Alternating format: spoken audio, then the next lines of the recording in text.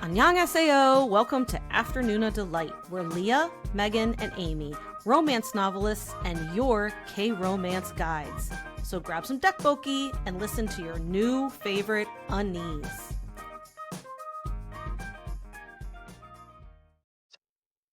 Hey everyone, Leah Riley here. Hello, it's Megan. Hi there, it's Amy. So I have a question for you two that is absolutely random, but it has to do with something that I saw that came through my For You page on TikTok today.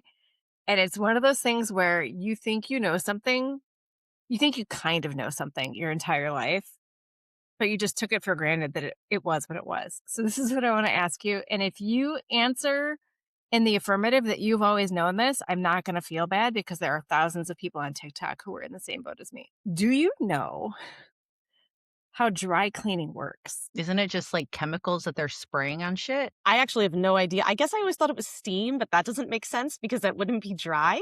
Okay, But I guess that's what I always thought. I thought it was steam. But So I don't. But that doesn't make sense. I thought it was like a chemical spray. I don't know. So you're both wrong, and that makes me very happy. You're both wrong. You're both wrong. No, and that makes me very happy because I just raise your hand if you have taken clothes to the dry cleaners all of my life, right? Yeah. And I just assumed it's called a dry cleaner because you somehow clean the clothes dry. No. So it was this TikToker who was talking about how she and her husband just realized they never knew what dry cleaning was. They looked it up. And then people in the comments are like, how many of you are now jumping over to a dry cleaning demonstration video? Uh-huh. And I did. And I found people from the comment section from the original video in the this is how a dry cleaner works video. Right. Okay. So a dry cleaner is basically like a huge laundromat, but you don't do it, right? They do the cleaning. And your clothes get sorted and thrown into these big washers that your stuff gets washed wet, but it's a special solvent. So Leah's right on the chemicals. It's a special solvent that does not fade color and does not let your clothes shrink. Well, then why don't we just own this solvent? Then they get put in a dryer. Okay. And then they get I always thought it was this magical way of cleaning your clothes that made them beautifully pressed and everything like that. Yeah. No, then the people at the dry cleaners have to iron your clothes. It's like a big industrial press thing that it is. They do have a big them. press. They do have a big press, not industrial, but it's a big press you pull it down. But for some of the small short sleeves, you got to take out the little iron and iron them. And collars, you got to iron it with a hand iron. Okay, why don't we own this solvent? You can. There are home dry cleaning kits, but I always thought a home dry cleaning kit was a special dry machine. Yeah. I feel insane right now, saying the words that I'm saying. I feel like the dry cleaners are gatekeeping cleaning, and we could be doing this ourselves. I felt I thought it was I guess more what the Jetsons had. I thought because I think about I very rarely have done dry cleaning. I can probably count on one hand the time I've done dry cleaning. I don't do it either. But my wedding dress not even my wedding dress, but my husband's tux. My wedding dress is just in a ball under my bed. So's mine. Mine is in a ball in a bin in the basement. It's never been cleaned. Mine is preserved and no, I'm mine's never been so. Mine still has grass stains on it. Yeah, mine has full of dead bugs. But we dry cleaned my husband. Well, my husband's was in a closet. And when we were going to my sister's wedding this year, I was like, let's get out the tux. And it was kind of mildewy. And I was like, oh, let's get it dry cleaned.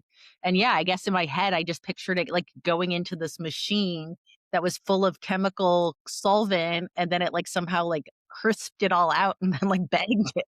Yeah, I thought it was one fluid machine. I honestly didn't think a human touched it. I thought all those racks that spin. Do you know what I mean? How they hang? I just thought it went mechanical. Yeah. I thought it went I thought they literally hung your thing on the racks and it goes into some machine and comes out and they never touch it at all. I thought it was I thought this was super special expensive dry cleaning It machines. is.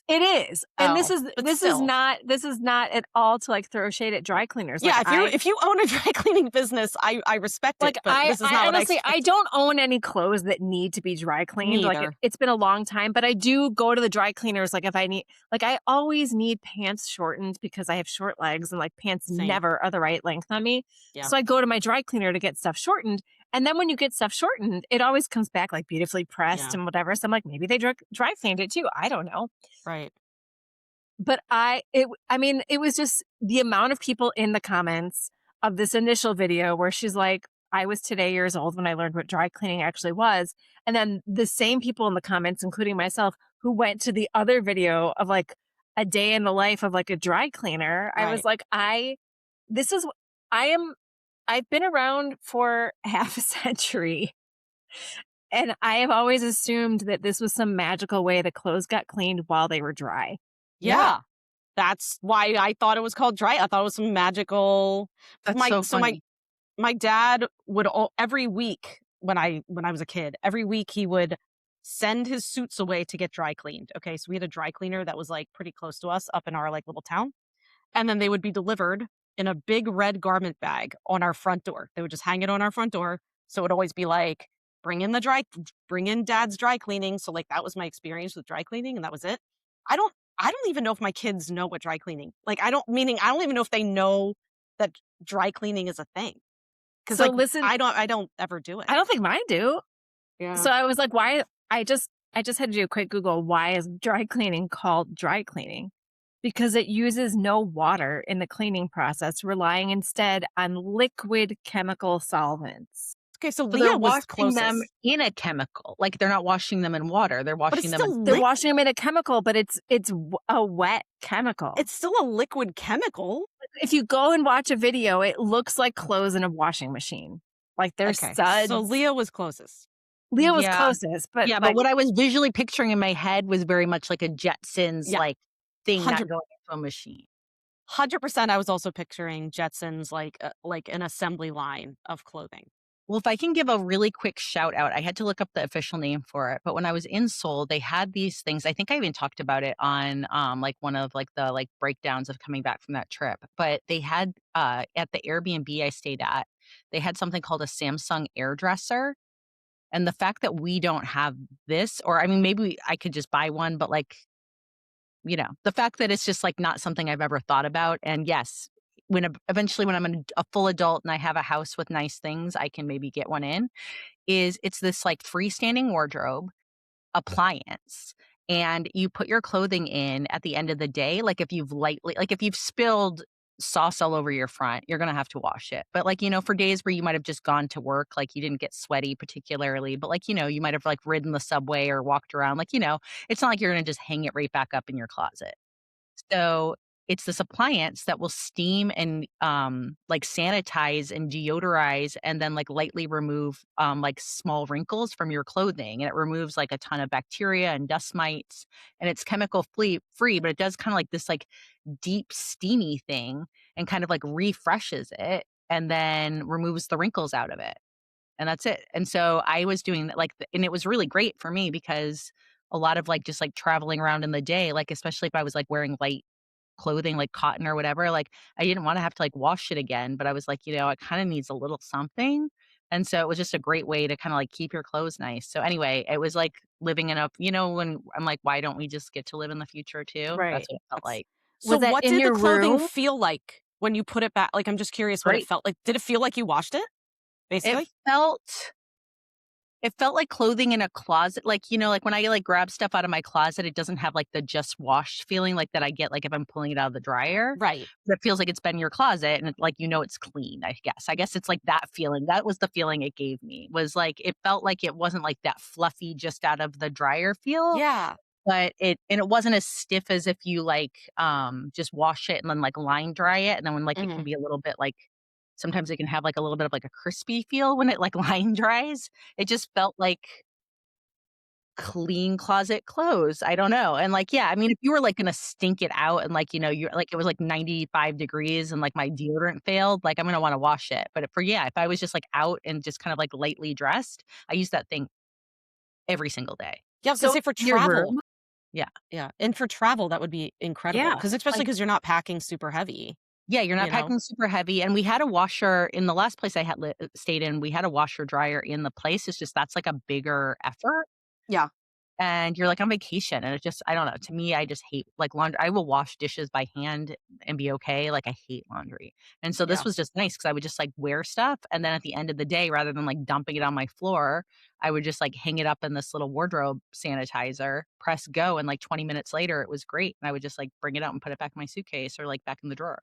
that's That's awesome. that's amazing. I I want actually one. yeah, I gotta tell my I to be real, I probably wouldn't use it as much because 'cause I'm just a dirty, dirty girl, but my husband would love that. Oh my god, he would use it every single night for everything Well, he as soon as I owns. said it, I was like, "Maybe I should just, like, give myself permission that, like, yeah, set myself a goal that I too can." I mean, I don't even have a dishwasher. I just redid my kitchen and still didn't put a dishwasher in.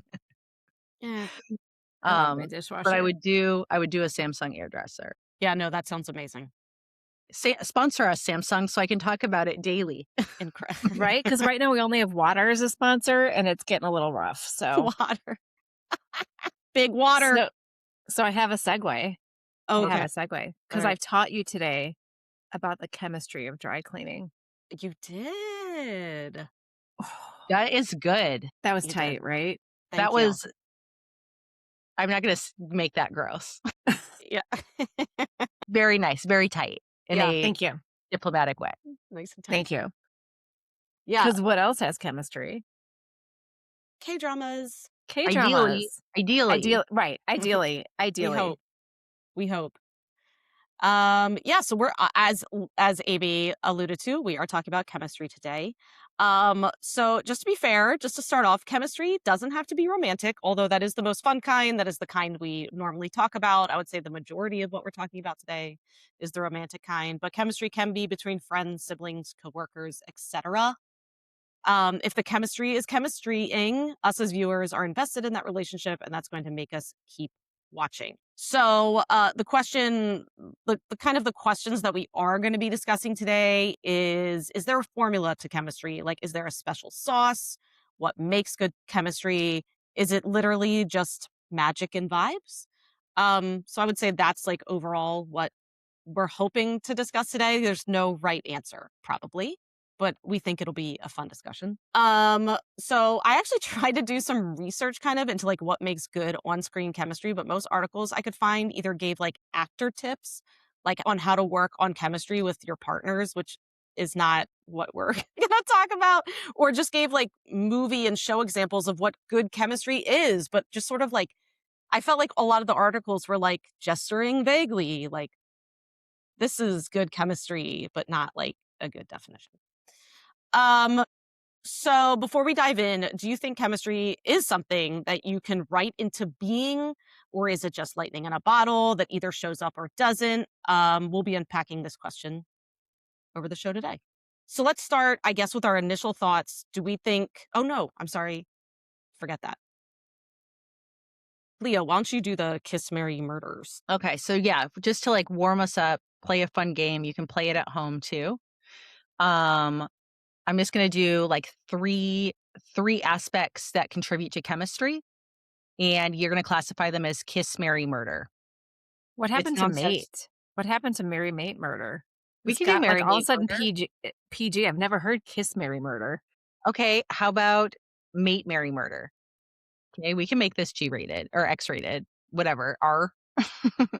Oh, Uh, I sort of didn't. I was like, what? Wait, which one does mate stand in for? And that like took me way too long. I was okay, so mate, marry, murder. These okay. are nonsensical, don't overthink it. Um, the writing, the acting, the soundtrack.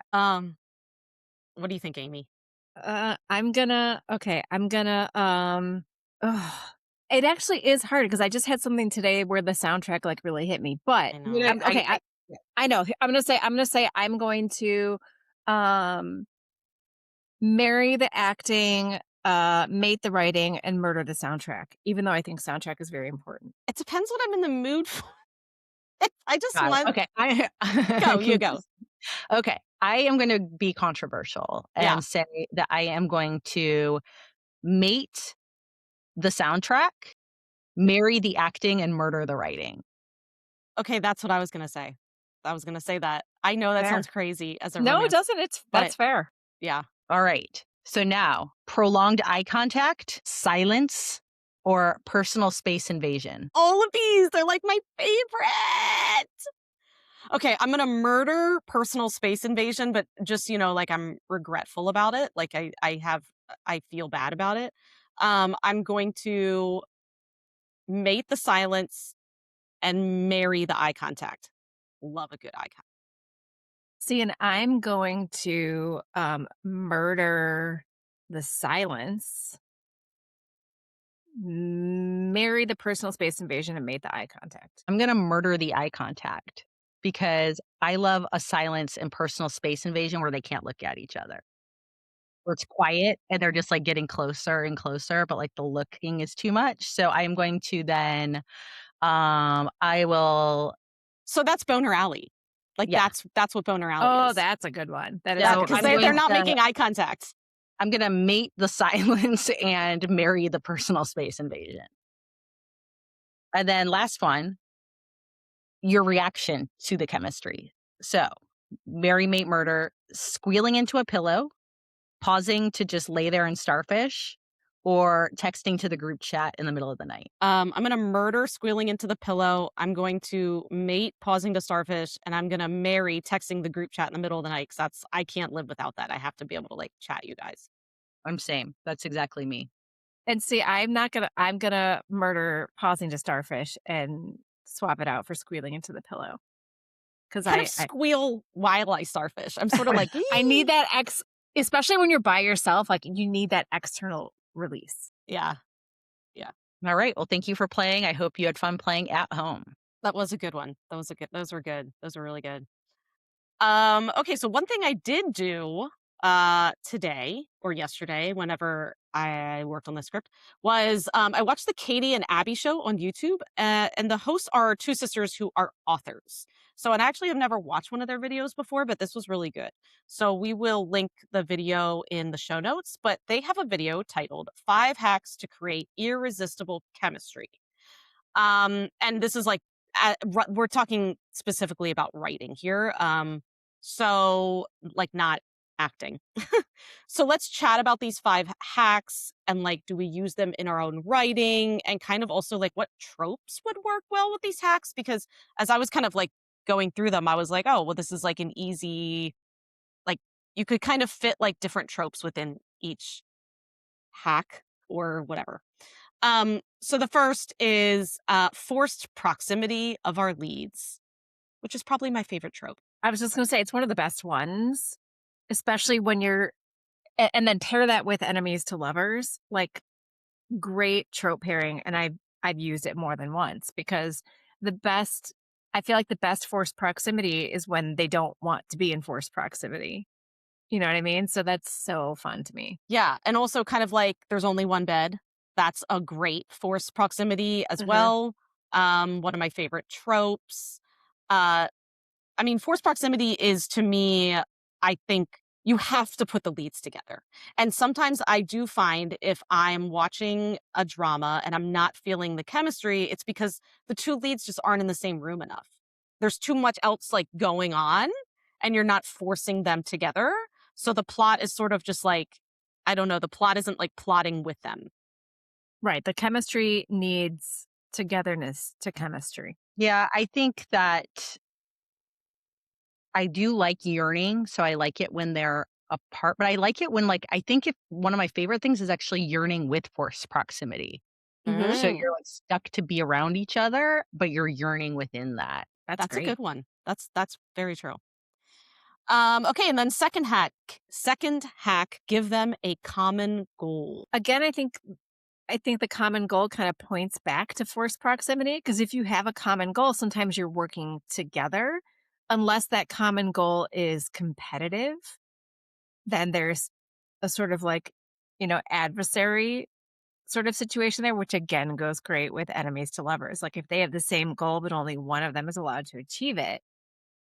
But if the common goal is something they need to achieve together, then that is going to cause forced proximity, which I think is great. And it's also a great way, like going back to what Leah was just saying, if you've got yearning and they're stuck in a space together with this common goal, but they can't admit that yearning to each other, then that's even more tension We're for the just trope chemistry. stacking. I Just know. trope Stack stacking. them all.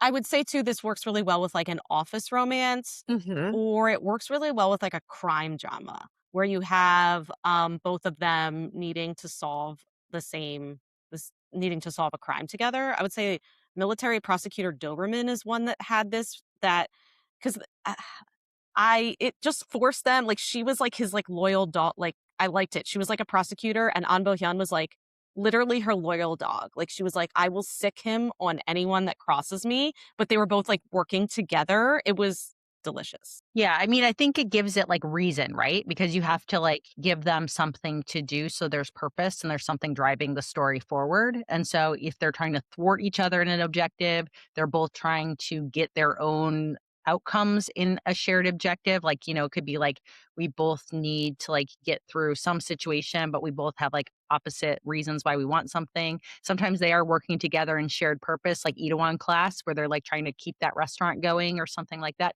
It gives reason for otherwise it's like, what's the like, there needs to be reason. Yeah. Okay, and then probably my number one favorite. I don't know, the 5th one might be one of my favorites, but give them vulnerability with each other. Um, so I would say for me, this is when like one character starts to show like an inkling of who they are, or yeah, it's like letting the other person in, or the other person finds out something about them that like no one else knows. That's always, catnip to me. Yeah, any way you can, like, strip away the mask, um, and yeah, it makes them see each other in a different light. When you find out something about someone that you didn't know before, or like you said, that nobody knows, Hmm. um, like no gain, no love. Um, there's a lot in that they don't know about each other, right? Right. And they've got this like sort of fake relationship going on for so long. And it's not until the fake relationship portion of the drama is over do they actually start like looking at each other for who they are, Hmm. and realizing that this what they've been playing at, has some realness to it. Um, but yeah, and I think that's a big one with fake relationships is you try and keep that mask up for as long as possible.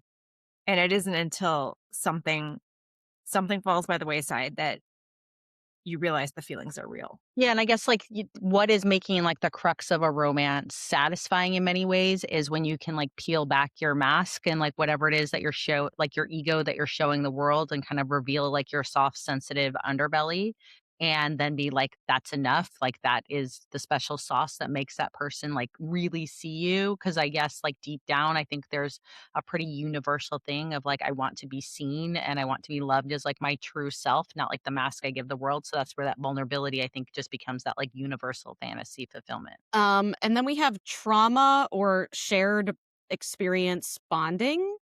I would say this does happen a lot in like action dramas or something, but you do have plenty of like childhood shared trauma. Like that is a really common like Hmm. K-drama plot trope, I guess. Um and I do think, I mean, I know we all had different opinions on like the childhood connection, but like K-dramas know how to do that. Yeah, I don't dislike the childhood connection. It was Right. just It's the a lot. nuance has worn off, and so I want it to be done well. When it's done. Um, and the very first I think one of the first times that we saw childhood connection in a very traumatic way was What's Wrong with Secretary Kim. Um, and then again, later on in, her private life. I was gonna say her private life. And it still worked, even if there are portions of it that we found a little bit jarring. Like, Mm. it definitely works when you have that shared connection because that shared connection not only breeds vulnerability, but it also breeds conflict, which I think is important for chemistry. Yeah.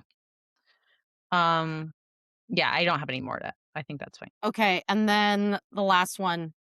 So this no, I think this is my favorite, which is caring for each other's injuries. So this is the wounded hero trope. Favorite. I write it all the time. Favorite. It's just a top tier favorite, because here's the thing, it doesn't necessarily have to be like someone almost died, okay? It can be something super simple, like you got a paper cut and they have to take care of you and give you a little Band-Aid on your boo-boo. That is, like, good enough. Like, I will even be satisfied with that. That's the one I would murder every time. I just, Really? like I think I would even take childhood connection over it, Wow. frankly. No, I love it. I love the Every wounded time hero. I am So yeah, what don't you like about it? I'm just curious. Like, it feels 9 times out of 10, it feels contrived oh, to yeah, me and my that's fair. sensibility, and it Yeah. feels as if it's trying to be and this is where, like, I don't wanna, like, yuck your yum, you just said how much you love No, it, but go I No, for it's it's actually, okay. I'm curious. So for me, I feel like not always, and we can find examples where this isn't the case, but often to me, it feels like a crux for where the writer's trying to do like basically a hack to be like, look, here's some sort of connection here that they can have. And it just feels a little bit like, to me, I feel like it feels a little bit lazy. Mhm. And there's times where I've really loved it and it's felt more meaningful and it's felt more like I care, even though like I know somebody's not gonna like die. I like them being like cared for in bed and things like that. Like recently I'm watching Our Universe and it's not a spoiler, but one of the characters like spikes a fever and is sick and another character has to take care of them. And in that case, I felt like it actually like advanced the plot in a specific way. But then if it's like I fell and like cut my knee and we have to bring out like the 3,000 ointments, I'm usually like, let's get it on. yeah, Okay. no, Totally it's not for fair. me, it's not the ointment. That's totally fair. I do like when somebody's sick and needs to Yes. be taken care of. God, Uh, love it. that's a big one for me because again, like if we're gonna stack these, then that breeds vulnerability because it's very hard to keep your walls up when when you're spiking a fever. Healer, the sick scene in Healer Yeah, being sick that's great. changed my life. Like, that was probably top tier caring for each other's injuries, because he was literally just, like, heart sick. It's incredible. It's Yeah. incredible. So, No, so um, I don't think it's a universal. I don't always dislike it. It's just I'm gonna be a tougher sell. no, I get it. Well, no, I totally understand how you're like, sometimes it is like, "Oh, I have a little cut on my finger," and it does feel very contrived when they're like, "Oh, let me put ointment on it." Like, I actually do totally understand. I'm still a sucker for it, but I also do agree it is contrived a lot. And they do it, and I know why they're doing it. They're doing it so they can touch each other. They're in Right, more physical proximity. There's right, like that sense of care. Like I get what's happening. I'm just right. like I feel like I don't like we're being emotionally manipulated, but I Yeah, don't like when I like am like, wait, now I'm noticing that I'm being emotionally manipulated. yeah. Okay, so any other, like, hacks that you can think of, that you use in your own, or I don't know, I feel weird saying hacks. Like, what else do you Yeah, use? Amy put I in don't the call it a hack. yeah, I Yeah. wouldn't use a hack, but just like I would say plot mechanics is the one I was using of like what kind Yeah. of plot mechanics do we use? And Amy put in the one that I was shocked that they didn't include because to me Yeah. it's the most supreme one. Yeah, so yeah, what Banter. plot mechanics do you use in your own writing to create chemistry? Banter. Like if you the chemistry can be great, but if they don't have good back and forth banter, and that's what I strive for the most. I would say, like, no matter what tropes I'm using when I write a romance, I want them to be able to go head to head with banter. Even if it's not their necessary even if it's not necessarily like one of the characters like fortes in their everyday life, I love it when the hero or the heroine brings it out Mm, for the other one. mhm, Right? Like mhm. I am like maybe I'm quiet and shy in my everyday life, but when I am head to head with you, I can keep up because that's chemistry. That's chemistry. There's something innate there where you feel comfortable enough to argue, where you feel comfortable enough to say what's on your mind rather than keep your mouth shut, which can happen a lot when you don't feel confident. And so I feel like good banter brings out confidence. Um, yeah, it brings out a lot, and I think there's great connection when there's great back and forth, verbal parrying back and forth. Yeah, I will admit, if I'm, like, reading a book or watching a K-drama and, like, they kind of never have any sort of, like, real dialogue with each other, it will bother me. So I'm like, "Where is the like, you gotta talk to each other. You gotta, like, share some sort of, like, what you're interested in. Talk about which food you like, even, like, something simple, like, um I don't always need, like, witty banter, but I at least No, it doesn't need. have to be No, I witty know, I'm just necessarily. saying, Yeah. I just need something. Yeah, I think for me, it's like one of my love languages. So for me, I wouldn't say that I'm like a big flirt. Like I've never been a flirt really, but I had like back 1,000 years ago, like banter was like a way I would demonstrate that I was like interested in someone. And if somebody was good at it back, like I was automatically more attractive to them. Mm, And I think that I like reading about it and I like watching it. And yes, it can also feel contrived sometimes, like it's trying too hard. But a lot of times, what I enjoy is that it like shows that people can kind of like their brains are working at the same speed, for lack of a better word. Mhm. mhm, And it's like, they're showing that they can keep up with each other.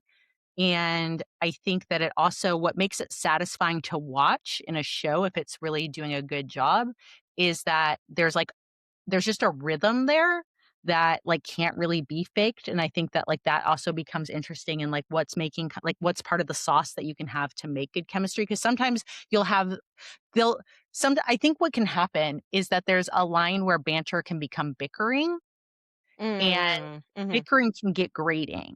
yeah, Like, of Mhm. course, sometimes you're gonna have people that are, like, getting more like, ugh," but, like, I feel like sometimes if we're gonna be in a specific K-drama lens, you can have bickering that becomes wearisome, or mm, you can have banter that runs right up to that line of bickering, where it's almost that, like, I don't know. It's just something that, like, I guess I've resonated with in the past, so I guess that's why I like it, of when, like, you're like, "I don't know if I wanna, like, kill you or kiss you," kind of energy, mhm. and I feel like that is, like, a very specific choreography that when it's done right in a romantic scene means I'm almost guaranteed to love it. Like, I think that's one of the reasons why, like, I'm Not a Robot became, like, really successful to me is I think it had really good banter in it, They did. and while there was and it never devolved fully into bickering, whereas, like, sometimes it does get so broad that I feel like I'll be like, "Oh, okay, now I'm just annoyed by them." Yeah, think of, like, the lighthearted scenes early on in Crash Landing on You when, Yoon Suri is basically, like, starting to give, like, Captain Ri and his ducklings, like, direction for, like, how she wants to, like, live and how Right. she's like, "I need to eat meat, like, at least, for 1 meal, like, I need" like, and the way that she banters with all of them, Yeah, like, she has chemistry with, like, the entire room, yeah. when they're there, and so, yeah, I think we see a lot. I think we see a lot of personality when people talk to each other, if it's done well. Um, so for me, I actually do consider this a hack because I don't think it's, like, I think banter kind of almost, like, is necessary for chemistry. But a hack I think that I use is how other characters react to them. So characters that say, like, really know the leads. Mhm, I'll often write how they react to mhm. because they'll to show that the leads are acting differently than they have in the past. And I know that doesn't seem like a chemistry hack, but I think it works at least. Um, to have the leads play off someone else they know in reaction to how they are with the love interest. Because I just think it shows like a uniqueness or a specialness.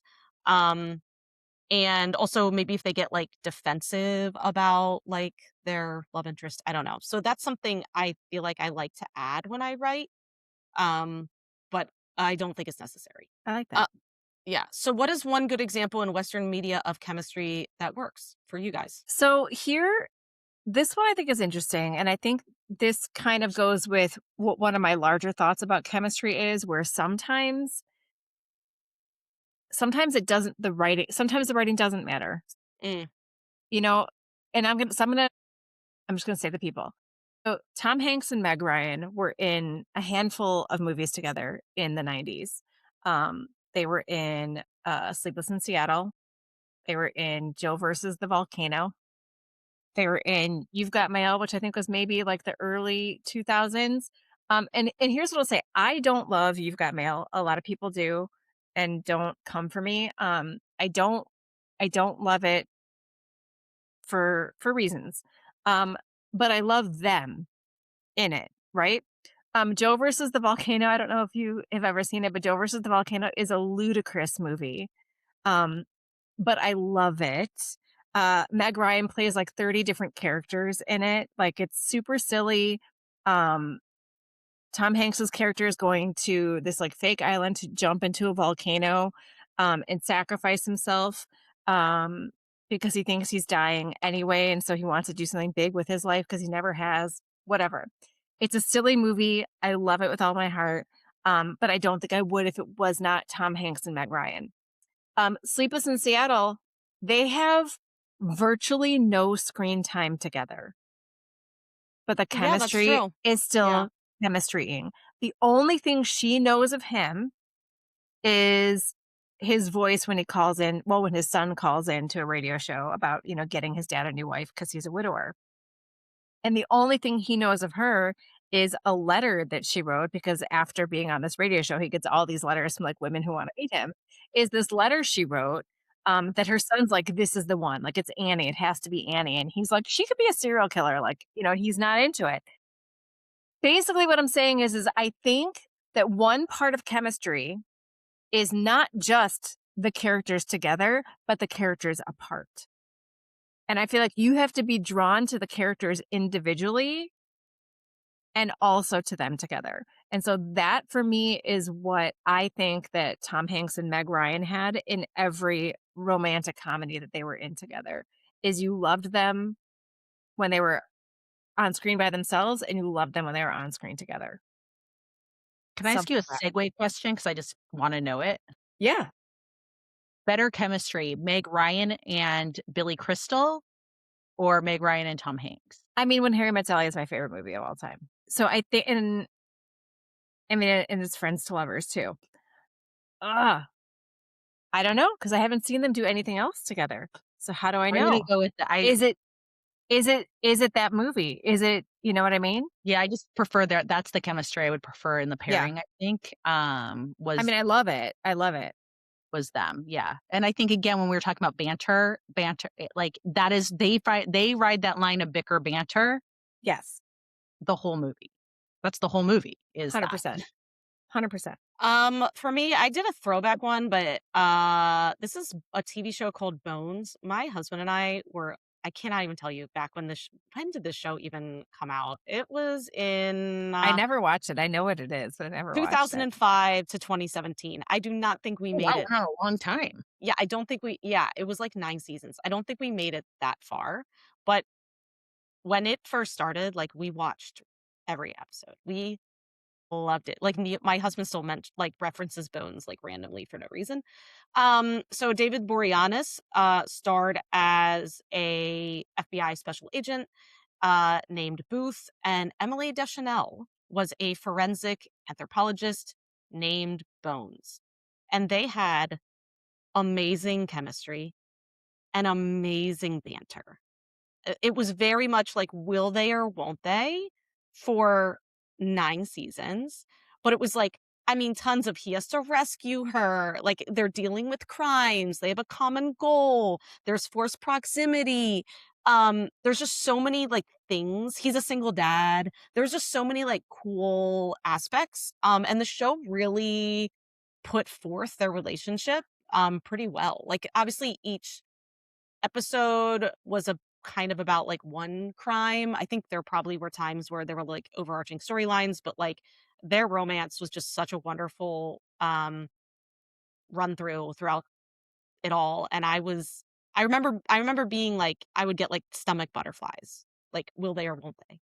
For me, I'm going with heated rivalry, Fuck which yeah. is, I mean, like, there's Yeah. no like The that goat. the goat, The really. goat of chemistry. And they also do that banter, bicker, and it doesn't feel like well, I mean, like, yeah, it's like I feel like it's not subtle. I feel like it's not constant because a lot of times they're not talking, let's be real. But when they are, it is fun, like that, like stuff of like, and like the jokes of like, yeah, like you're boring and, things like that. And then like, you kind of have like, the push and the pull. Um, Yeah, I can't think of another example in recent memory that's just been like that over like the chemistry was just like dripping off of the screen and making puddles on the floor. Absolutely. 100%. And I think they're a really good example of the chemistry is there in real life too. Like Yeah, it's like if you had cast 2 separate people and put them in that role, you would have had it be, I think, potentially enjoyable. And so I think that like later I have a question that kind of talks about it more of kind of like what where is that like yeah. magic indefinable thing? Because I don't like just saying something's undefinable. Like I think you can talk about it and try to like parse it out, and it's fun to do that. But you could have had that exact same script and 2 different other people in it, and you would have had a very, very different outcome, I think. Yes, I agree wholeheartedly. So what does bad chemistry look like? So it's funny when I was kind of searching around in Reddit threads as I do, and I was looking for some good examples, I found a Reddit thread talking about this. Um, and it was Anakin and Padme in the Star Wars prequels, the 1, 2, and 3. And I agree. Here's what I'm gonna say. I'm a big Star Wars fan and I don't love those movies in general. So here's where I'm gonna say I don't know if it's the acting, I don't know if it's the writing, I don't know if it's a certain like je ne sais quoi. But I never believed this love story between Anakin and Padme. Um, and that was Hayden Christensen and Natalie Portman. So again, I'm not necessarily saying it's their fault, but it wasn't there for me. Um, and I feel like bad chemistry can also be like sort of, hard to define as well, like as Yeah, far as the why. right. Well, do you know who I think had good chemistry in that movie, though? Ewan McGregor and, Hayden Christensen, I thought Yeah, had good for chemistry. sure. For sure. What was their relationship? Obi-Wan and Anakin. Well, yeah, because you haven't seen you So Don't even, I actually, I'm are not they even like, are trying to they explain. related? Mentor and mentee. Oh, mentor mentor men and mentee. so And then Okay. basically they end up trying to kill each other. You're right, because Ewan McGregor is much older than Hayden Christensen. Well, at the time. well, he's kinda like a big I would say, like, at the It's time, like, Big Brother, picture, like, yeah. late 20s to, like, a teenager. I love that. Okay. Okay. Because there was another mentor, that mentor leaves the picture, and then Okay. and then Ewan McGregor's kind of stuck having you also get kinda like that unwilling mentor, which is Yeah. also fun. Yeah. Like Yeah, it's But because their he does. chemistry like, they do a lot of, like, fighting, and it may like, like, they're training, and they're both Jedis, and, like, Anakin's getting better and better over time. He's gonna be Darth Vader eventually, and you see like, it's fun because it's like a matching of equals. So, again, there's something about when people are at an equal level, whereas, Yes. like, Padme is kind of a wet blanket water bottle character that you're kinda like, there's nothing like, there's no zest there. Yeah, and again, like I said, I'm not necessarily blaming the actors. It's like what they're given to work with, and there wasn't this this and I'm not gonna it's so hard because again, I love Star Wars, and I do think that George Lucas does a great job with romance and chemistry when in the earlier movies which were made like the movies that were made earlier are actually now 4, 5, and 6, but the original movies, which was Star Wars: A New Hope and Empire Strikes Back and Return of the Jedi, the chemistry between Han Solo and Princess Leia off the fucking charts. So where did it all go wrong when we brought in these prequels? okay, so for me I'm gonna reference Game of Thrones and explain like because there was good chemistry in Game of Thrones and then between certain characters, but then between others it was like bad. And so the contrast was like so noticeable then. So Jon Snow and Ygritte had amazing chemistry. And the show also, I mean, the show really brought like if you go through those like quote hacks, the Jon and Ygritte storyline had those.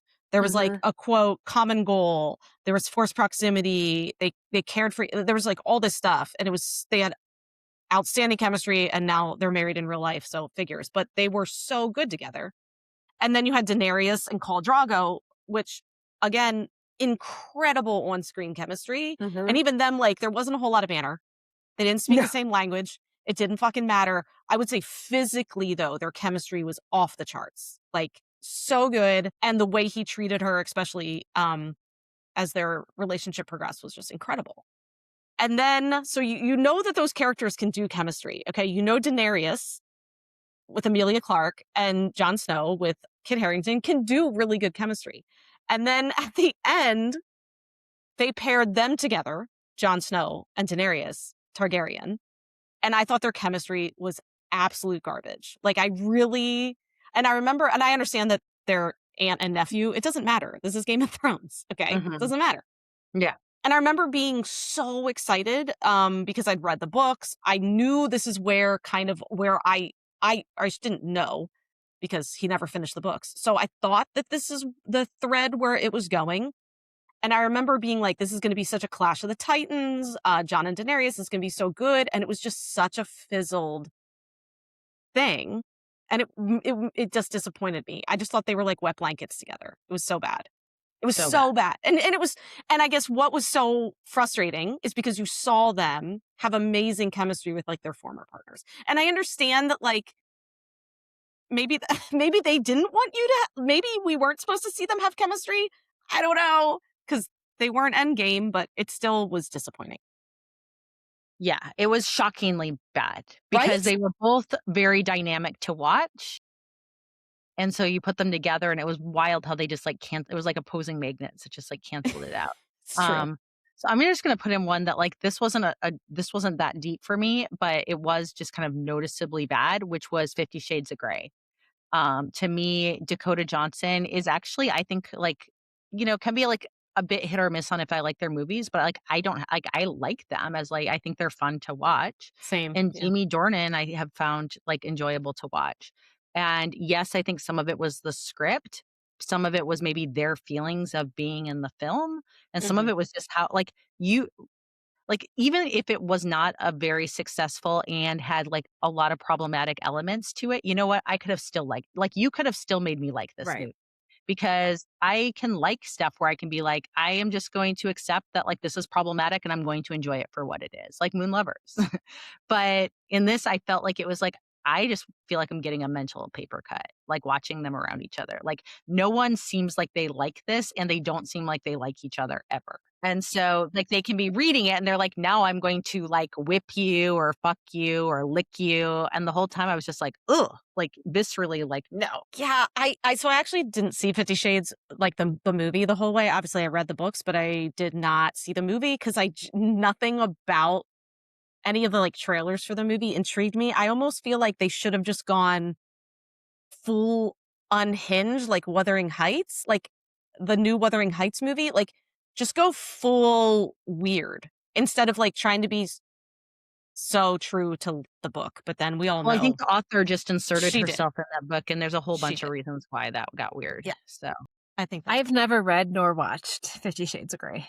I mean, I think it's look, as part of like a zeitgeist, like I don't like because I've seen like there was so much Not I snobbiness. mean, I'm not, like, hating on it, I just never Yeah, did. no, I know, but Yeah. I'm just saying, like, I don't think it's, like, without full value just because it is part of the zeitgeist.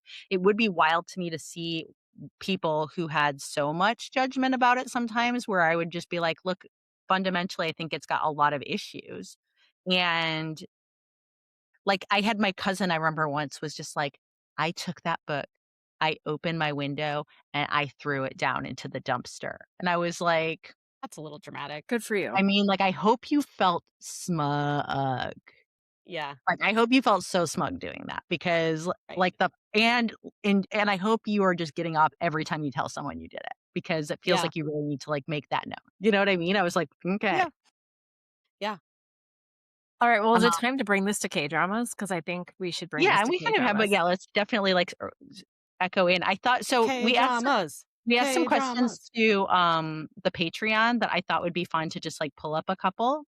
And so I posted, like a challenge, which was take 2 characters from 2 different K-dramas and put them together and like, that you think would have explosive chemistry. Mhm.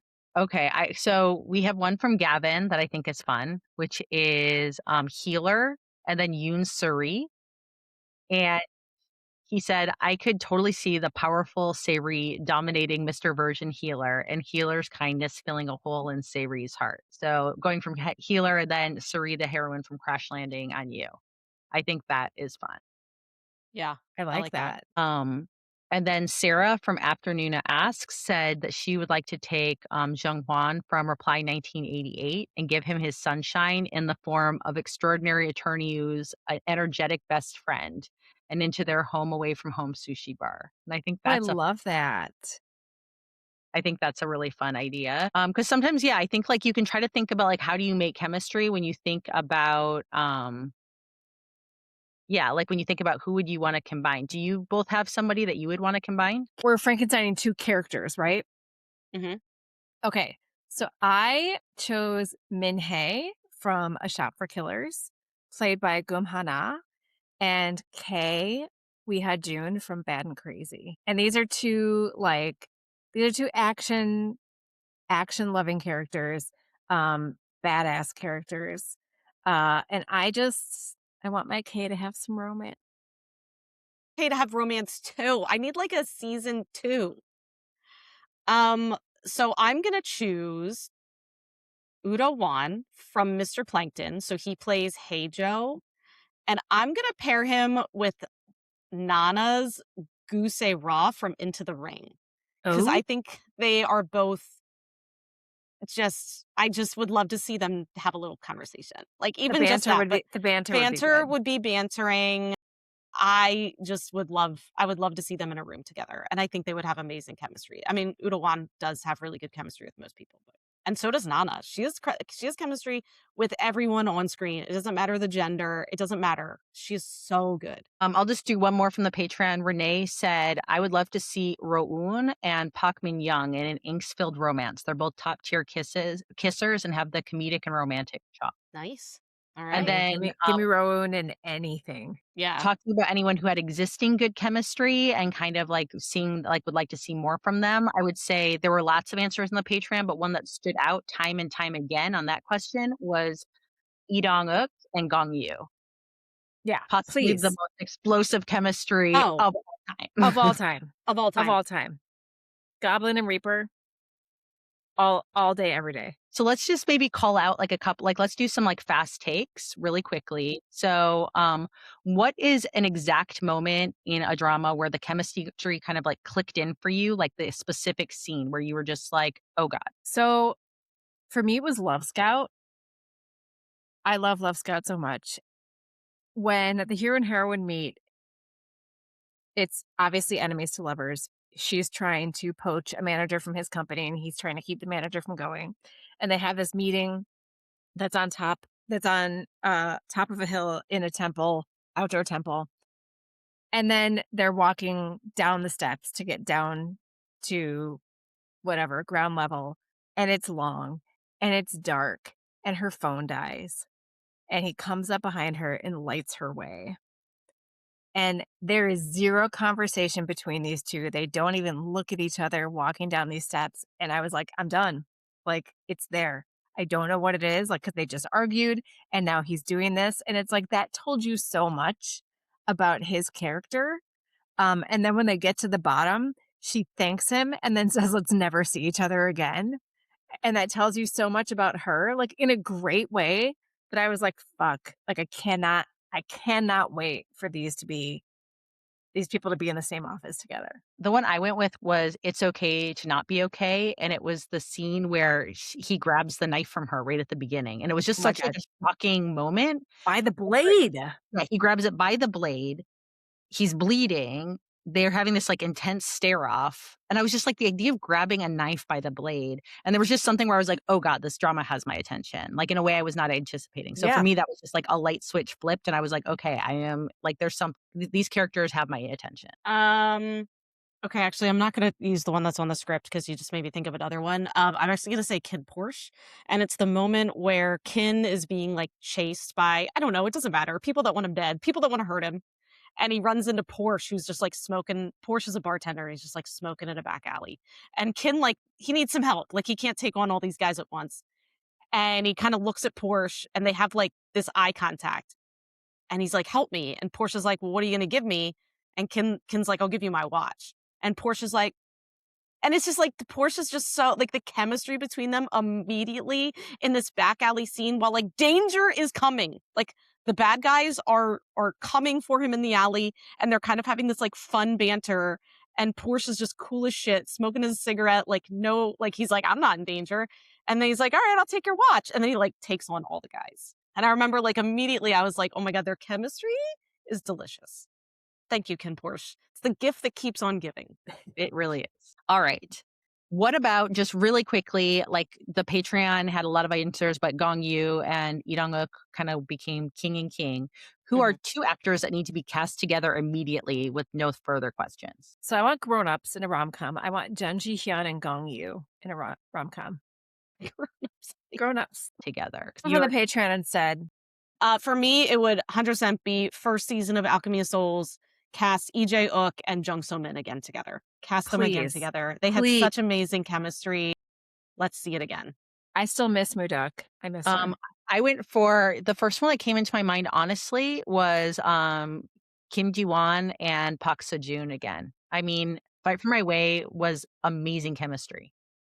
Incredible. I'm like, how did we not mention that one yet? So That was like good. top tier chemistry.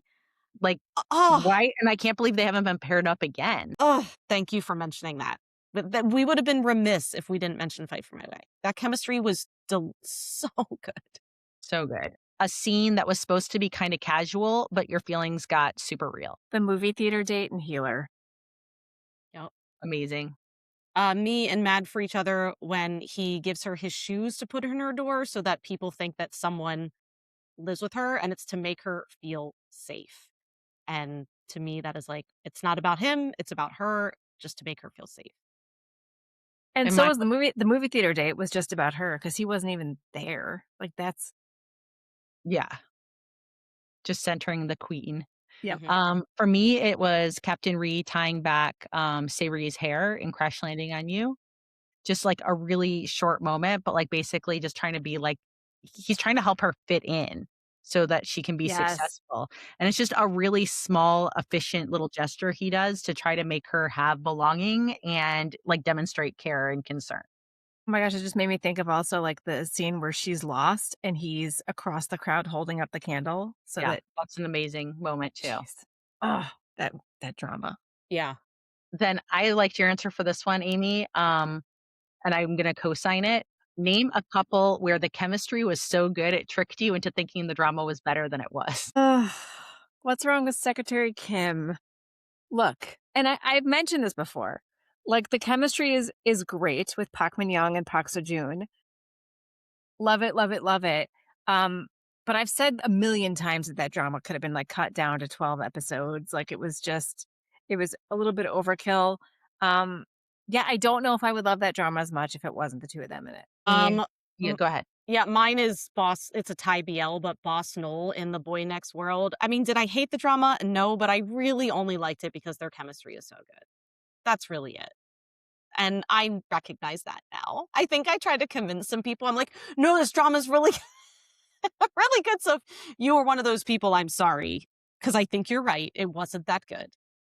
But their chemistry was, and I will fight on that. And so when we're talking about like plot mechanics and like kind of conventions and tropes, like what are some chemistry scenes that feel very specific? Like they're the classics that we see in K-drama that like providing an umbrella in the rain or something. Like what's something that just feels like this is a scene where they've kind of set it up to create chemistry. So I think this is a very K-drama specific forced proximity, which is where the hero and the heroine have to stay overnight, usually in like some country ajuma's like extra room.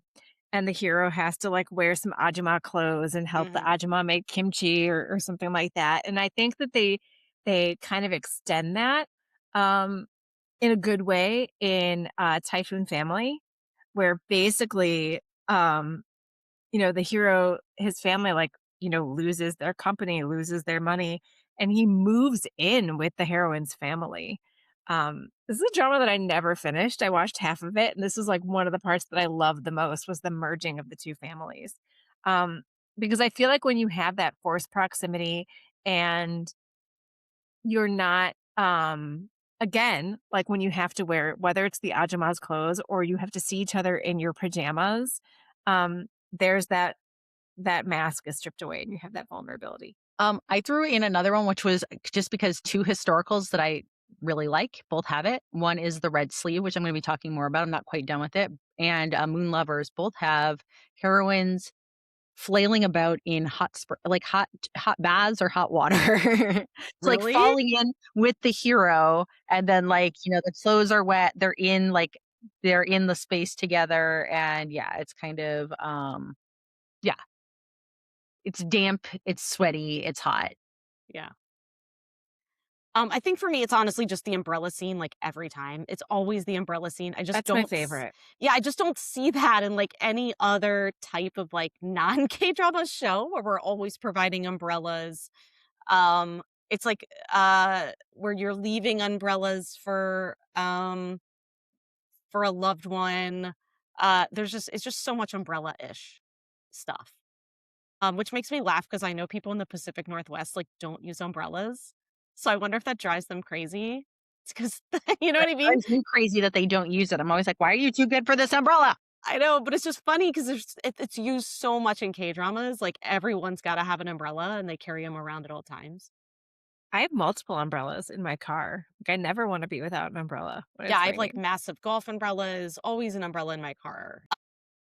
Break down where we Okay, so what about when couples have chemistry, but the story doesn't support it? So this is kind of what we were, like, positing at the beginning of the episode. Um, if chemistry can exist despite the writing, it is more than just mechanics. right. I mean, they are like these writing hacks, they are tools that can like facilitate chemistry, but they aren't really chemistry. It's not chemistry itself.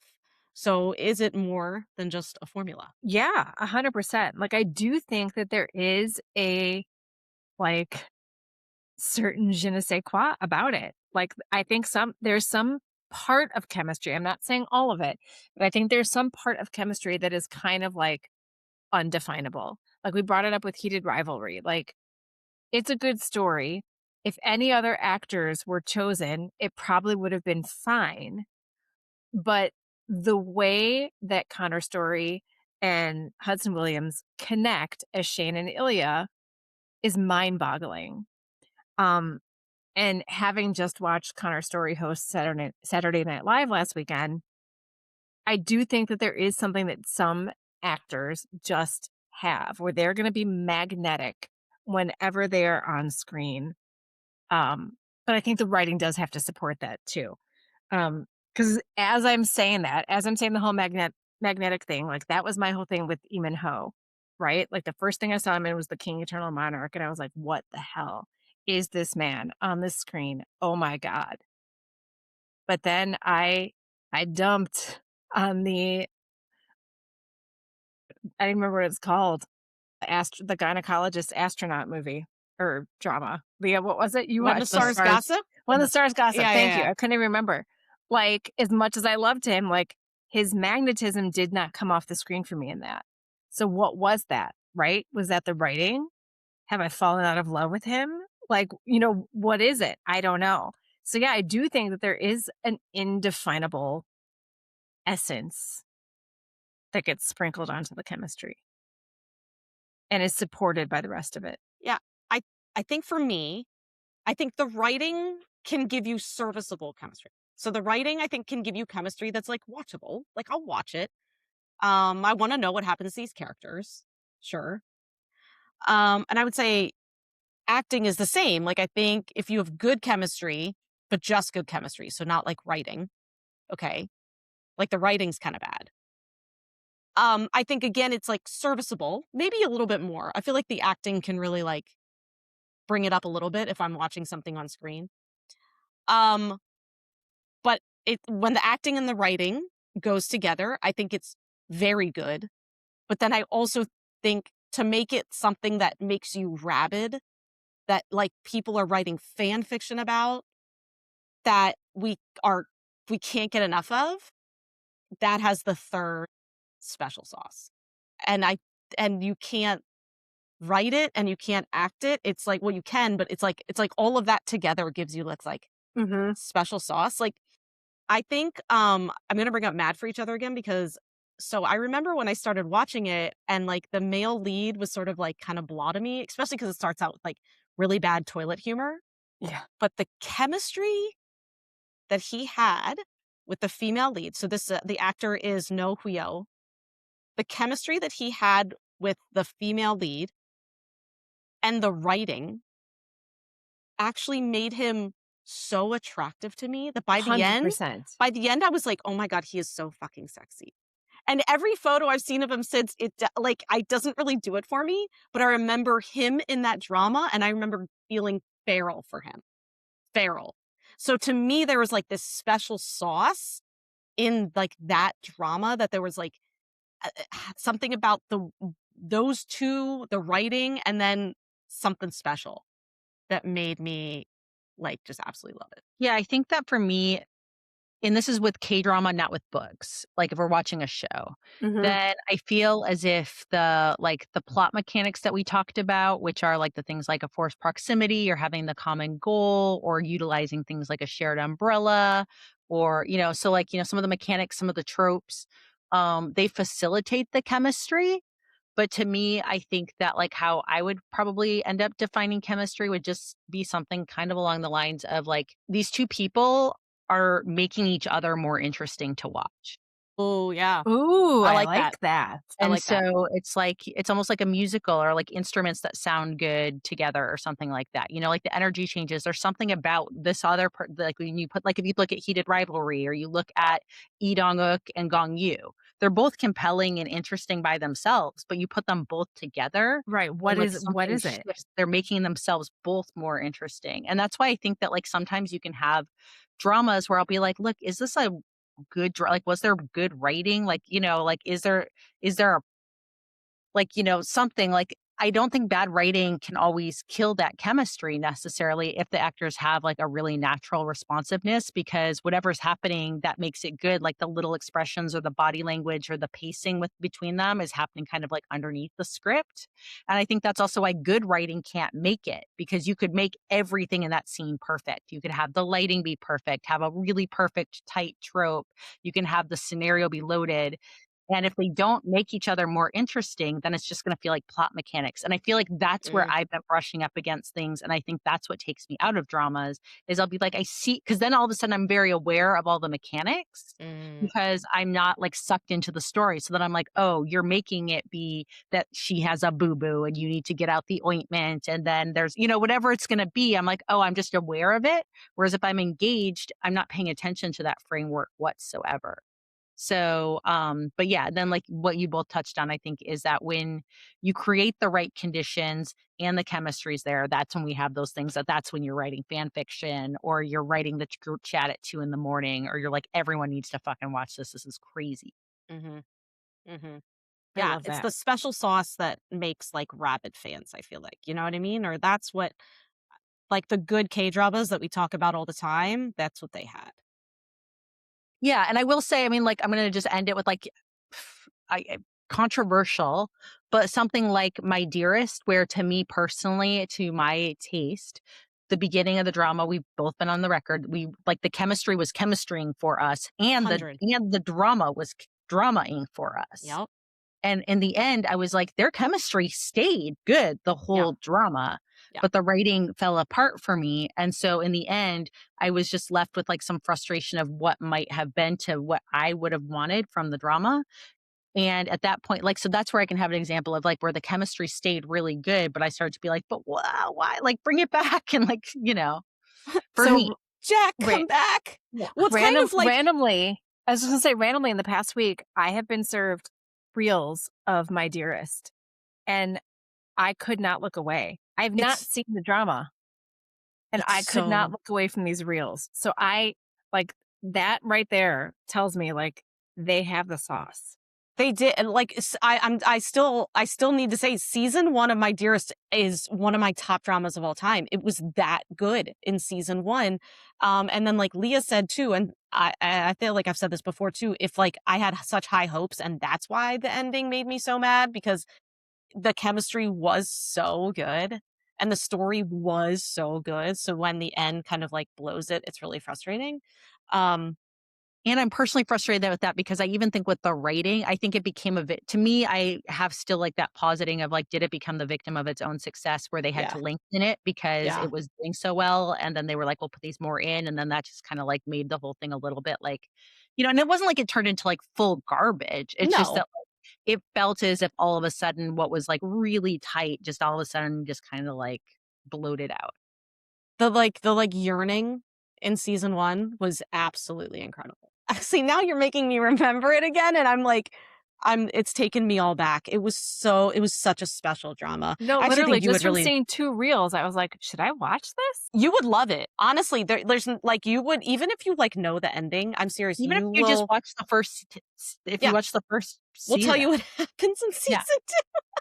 season 2. Because the first season was It's one of the best heroes and heroines, like truly just amazing. so good. She's so good. Well, speaking of heroes and heroines, we've got our favorite K-drama chemistry couples. But guess what? We're not sharing them with you right now We're going to give you the chemistry of anticipation. because we are out of time, folks. So next week, stay tuned, where we are going to reveal our favorite couples who we think have the best chemistry in K-drama. Yeah, and we're gonna go through them. We're gonna tell you why we think that, all the different ways they have chemistry, really kind of pick it apart, which we're really excited to do. So basically, that'll be part 2 of this. I mean, we used to do part 2s back when. We did. We hope that we're not going to my dearest you with this, Yeah, but we hope. We just thought it'd be fun to like roll out the concept and then next week kind of like each go deep dive through a drama with it. Yeah. Yeah. So stay tuned. Maybe take your guesses on who we are going to be talking about, and then we'll see if you're right. So thank you for tuning in tonight. We will see you next week with more chemistry. Thank you for listening. Annyeong. Annyeong. Annyeong. Kamsahamnida. Thank you for listening to Afternoona Delight. Where can you find us outside the pod? Head on over to afternoonadelight.com. That's AFTERNOONADELIGHT.com. You'll find links to all our social media, our book recs, K-pop and K-skincare recs, and if you want even more Afternoona Delight, because really who doesn't, you can join our Patreon, where you can choose the patron level that's right for you. Join in daily K-drama conversations, listen to bonus podcast episodes just for patrons, and participate in our monthly live K-drama support group via Zoom. We can't wait for you to be a part of the community. Until next time, annyeong!